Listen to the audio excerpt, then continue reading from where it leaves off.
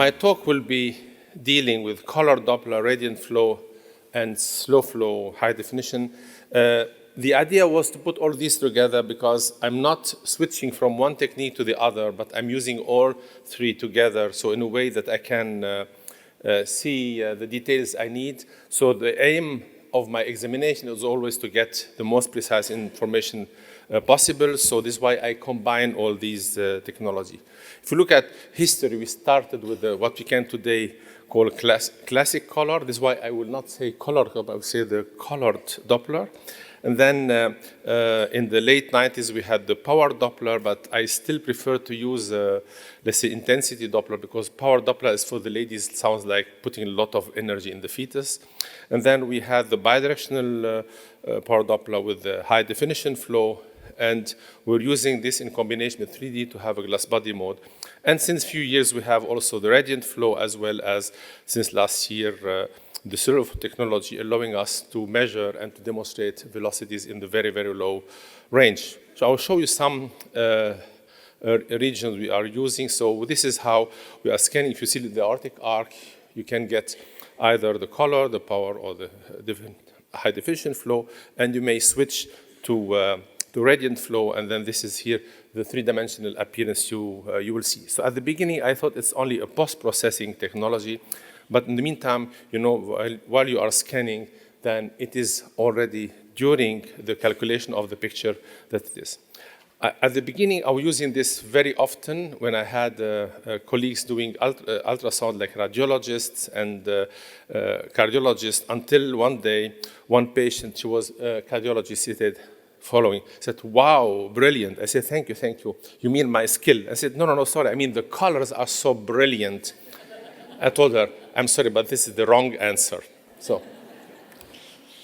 So this is, at the beginning, as I told you, I assumed it's only a kind of coloration with the highlight of the middle of the high velocity. But actually, if you look at here carefully, you can see very clearly the borders. So theoretically, when you see such a picture here on the lower left, you are not knowing whether there is a connection between the two vessels along this. But once you see here, because of the border, you see that this is the vessel going down. So it's not only, let's say, a gimmick of color, but it's also a sensitive calculation of color and borders as well.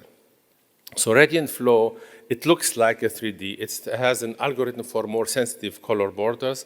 On the other hand, the SlowflowHD provides very low velocities and allows the demonstration of not small, but very small vessels. Vessels, I don't know even the anatomy that they are existing, so I guess sometimes until the capillaries. It can be used in early gestation, and I think safe, because with the SlowflowHD, you have even less energy than with HD flow. So if you start with HD flow and you switch to SlowflowHD, you see that the MI and the TI are even going down. So this is something which can have a potential of use in future in the early gestation and probably also in early embryo. So if you look at the region of interest we are using, we'll have from the brain to the cord to the placenta and the abdominal wall and the intra-abdominal structures until the heart. So I will not cover all. I will focus on mainly three. First of all, the liver vasculature. So liver vasculature in general, we check either in a cross-section, visualizing the umbilical vein and the portal venous system, and we can get also a longitudinal view demonstrating the umbilical vein with ductus venosus. And this is here how the picture appeared. So 2-3 years ago, when we were using with the electronic probe here, the Radiantflow. Now, if you switch to, this is a case here now with an abnormal umbilical vein dilation or ectasia. If you look at this picture here, switching to the slow flow, very slow velocities, you see vessels, you don't know that they even exist. And the first time I saw this, guess what I thought? It reminded me something. It was the beginning of January. I said, it looks like the Christmas tree I have at home. So it looks like a Christmas tree. You've seen the lights on the tree, so because we see the ramification until the border of the liver. Interestingly, you can go down in pregnancy. You can scan here 17 weeks vaginally, where if you need to look at the portal venous system, you have very well differentiation. And you go even earlier, and this is the portal venous system at 13 weeks. I never was able until now to see the portal venous system so nicely and so well in early gestation. And in cases you have an abnormal ductus venosus, this is the time where you can start. We used to say in the past, we need to wait until 17 weeks of gestation to get an answer. And recently I've seen a case, the patient having, as you see, severe hydrops. And this was a typical fistula between the hepatic artery and the umbilical vein, showing that there is a scarce portal venous system, and you see some echogenicity, so also, in addition, an abnormal vasculature in the liver and probably hypoplasia of the portal venous system.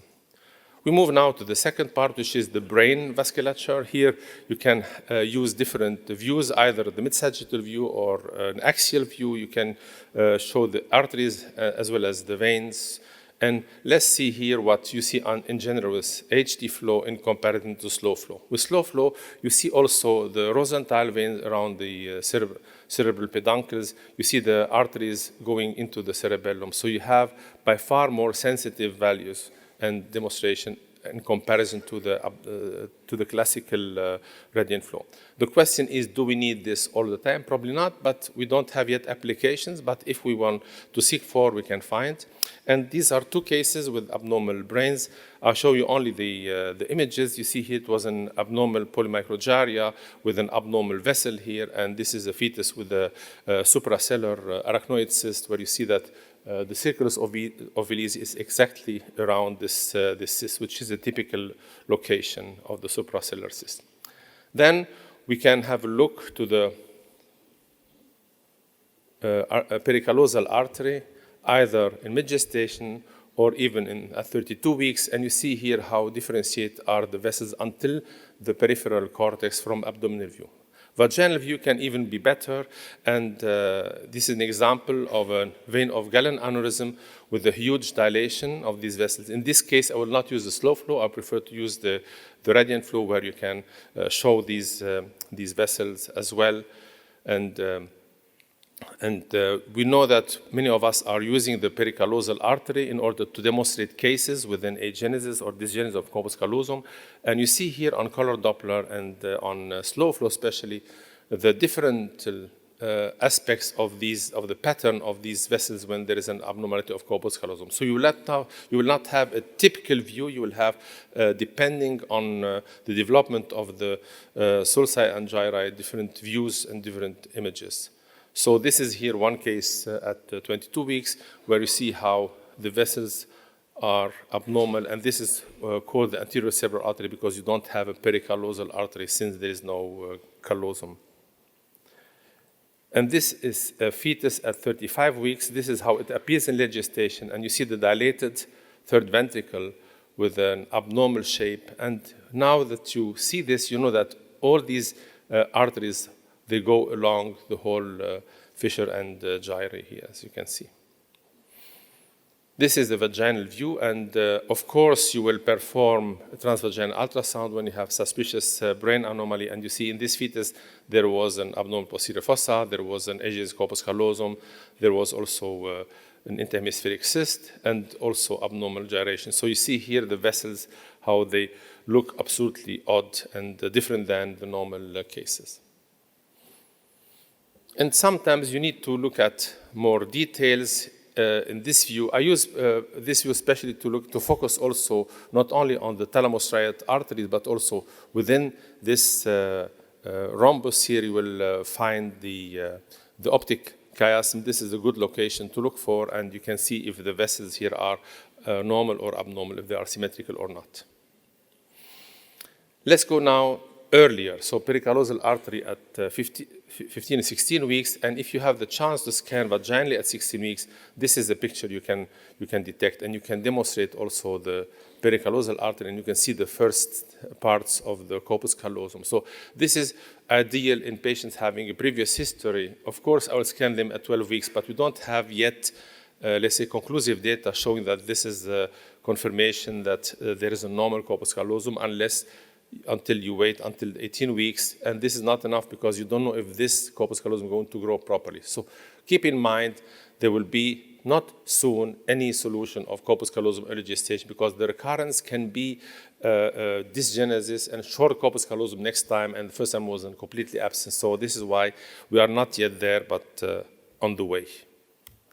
So, and then see this fetus at 16 weeks with a suspicious face, and the brain looked like a Warburg syndrome, and look at these abnormal vessels. And please note the horizontal course of this vessel, showing that even when there is horizontal course with slow flow, you are able to demonstrate and see these things. And this is here for me typical in a complete agenesis of corpus callosum, because there is no the typical shape, the C shape we see also at 16 weeks, as I showed you before.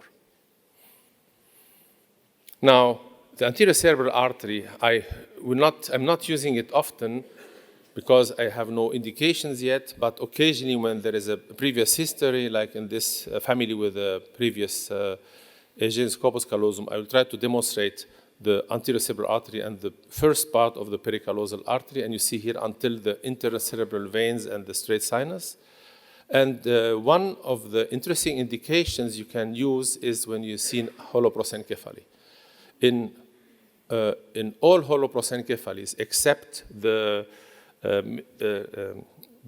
middle interhemispheric variant, you will have no corpus callosum, and you see here typically one artery, the anterior cerebral artery, just under the skull. And this was described by Jean-Pierre Bernard as the snake under the skull sign. And this can be used if you have suspicious of holoprosencephaly confirmation, or in cases where you have a previous history, so you can demonstrate that this vessel is not present this way. So this is a typical one. Ideally, but you don't have an indication, you can also have a look of the circulus of Willis. And this is here 13 weeks transvaginally, and you really realize that we have two anterior cerebral arteries, even if we don't see them properly on color dot, but you see here how they come together in the region of the anterior communicating artery. So today, this morning, Ritsuko, who's sitting here in the audience, showed a case of the hyaloid artery in early gestation, and she was showing that it is abnormal in holoprosencephaly. And personally, when I have a fetus having severe abnormalities going into termination, I'm trying always to find new fields, and this is here the hyaloid artery seen at 13 weeks. And she was telling us that this is a normal condition, that in cases with holoprosencephaly, this vessel looks abnormal. And Ritsuko, I have to tell you that you are right, because this is exactly what I observed. And you see, this is a fetus with holoprosencephaly, and you see that the vessel, accidentally, we did the same at the same time in two different cities, in Osaka and Berlin. So you see here, the vessels, what you were telling us this morning, are exactly the same. You could demonstrate. So you see here the close artery toward the let's see, the nose because of the hypotelorism, and abnormal shape because probably this lens will not work. So I move now to the last part of my talk, is the heart and great vessels. Actually, we may say we may not use the slow flow at the level of the heart, but playing a little bit with the presets, which is a little bit tricky actually, you can get nice images, especially the horizontal shape of the vessels here, and you don't care for aliasing or similar images. So in general, I scan the normal heart with the Radiantflow showing the 4-chamber view and moving to the 5-chamber view to the 3-vessel trachea view, and then I switch to lower velocities to demonstrate the pulmonary veins and the subclavian artery. And these are the images of must I will try to get always in my examination in the views plus the aortic arc. So now let's see some views. This is here the classical Radiantflow, and this is with the tiny slow velocities with the slow flow. And you can today, with the sensitivity of the machine, get very good images from 10 weeks onwards. And this is here the image at 12 weeks until 32 weeks. Very sharp, very clear, and nice septum with clear demonstration of the color along the septum and the wall of the ventricles. And some anomalies, a small muscular VST or a single ventricle with a double inlet into a single ventricle, and also tiny vessels, not only the major, but also the aberrant subclavian artery and the descending left superior vena cava coming from the upper, from the head, from the neck toward the heart. And you see here, this is a fetus with the tetralogy of Fallot, where you see clearly the overriding of the aorta in the tetralogy by using the Radiantflow, and you see the borders very clearly, so there is no doubt that there is no overriding, so no sign of possible artifacts, which can be also found in color Doppler on normal fetuses when you have this view. And this is here, ideally, two ways. I love to switch the image to have a 2D on one side and the color Doppler on the other. And here I'm using once the HD flow, and on the right side, the slow flow. But on the slow flow, you see that the colors, the filling is in blue. Some will prefer to use the monochrome mode, but I'm not using it. If you have slow flow, I would recommend you to do following. This is now my preferred way of work, which needs along 1 minute. If the fetus is in this position, start first with normal HD flow, and at the end, when you are in the 3-vessel view, switch to slow flow. So look how it looks like. You start with the filling of the chambers, you move slightly to the upper thorax. Once you demonstrate the 3-vessel view, you go to slow flow, and then you see the normal subclavian artery. So it takes you less than 1 minute. If the fetus is in good position, you have good preset. One button, switching from one to the other one. Because what I'm doing now, I want to look at tiny vessels, and this is how I do it. The same, I can do it also for the pulmonary veins. But you see here, this is a fetus scanned transvaginally to demonstrate the aberrant subclavian artery, and you see how clearly you can see it. And if you have experience with color or HD flow, this is a view you will really love to have it. But as you have seen here, I'll show it to you again, that the color for the heart is not very well demonstrable. So, and by playing with the preset, I moved here from 0.4 to a higher mode. And this is also a possible preset with 0.65 kilohertz, where by reducing the gain and augmenting the line density, you are able to use it, this technique, this slow flow, as a classical HD flow, so where you can demonstrate the crossing of the vessels and the filling of the chamber. So if you play a little bit with it, you can use it also for the heart and not only for very, very tiny vessels. Now, since we are able to see very narrow vessels, let us see some 2-3 fields before I finish. One is, for example, the azygous vein arc. You can see it on the axial view. And you see here this is the azygos coming into or connecting to the superior vena cava. If you look at the longitudinal view, you see the azygous vein entering the superior vena cava. So theoretically, if we have sensitive color, we should see this in early gestation as well.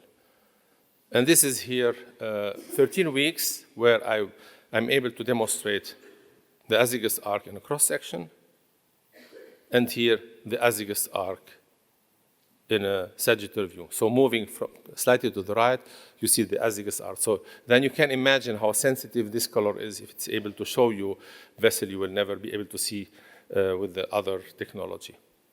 Another view is the thigh box, the mammarian arteries described by Dario Palladini. You see here the thymus and surrounded by the mammarian arteries with color Doppler and Radiantflow, and this is at 13 weeks, and you see the thymus clearly within or between these two mammarian arteries as a thigh box at 13 weeks. Last but not least are the pulmonary veins. So at 21 weeks, it's of course easier, but at 13 weeks, it's also possible to look at these vasculature. So I have, in general, for first trimester, I have one mainly for the heart and one for the tiny vessels like the pulmonary veins, the subclavian, and the thigh box where needed. So in other words, I come to the end. I showed you a few examples of the sagittal view and axial view of the brain, showed you several anomalies, worked with you on the intra-abdominal system with different views. Remember the Christmas tree sign. And last but not least, I showed you also the different aspects of the heart. And I thank you for your attention.